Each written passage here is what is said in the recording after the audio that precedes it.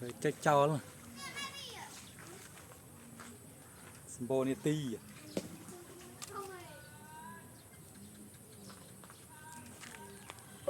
Đấy, trốn muốn này.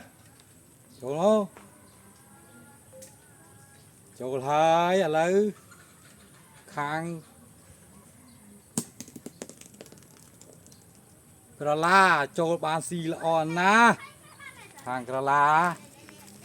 Khang kra lông chỗ chẳng na.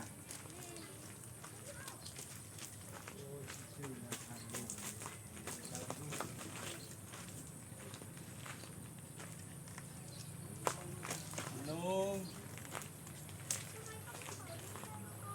Chỗ mùi xanh. Ây da, yeah.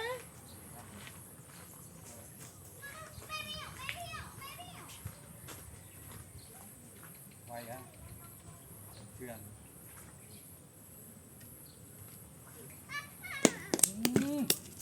Rau đấy.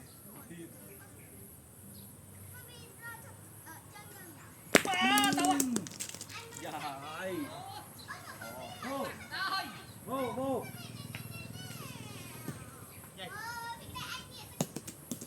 Ô, chọc tèn tiệt. Chọc tèn vô mẹ nè.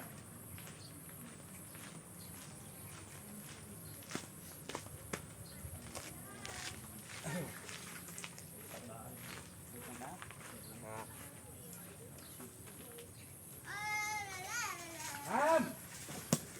Ôi. Mà nó chọt mua này. Hiệt. Đâu ơi. Rồi ba, chọc.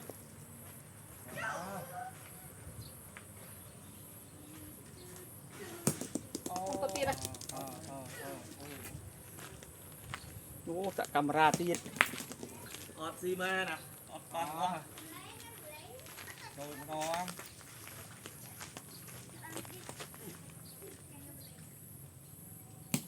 Bao nhiêu? Ôi à. Ồ, xịt mũi rồi. Xịt mũi CP. Lấy mũi á? Lấy bà đấy. Lấy mũi. Lấy mũi CP. Lấy bà nào vào đây? Họ xịt bay.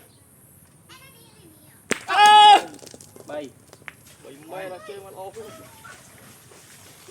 Chơi mà xịt bay à? Chung. Xì bay, chôm đi xì bay.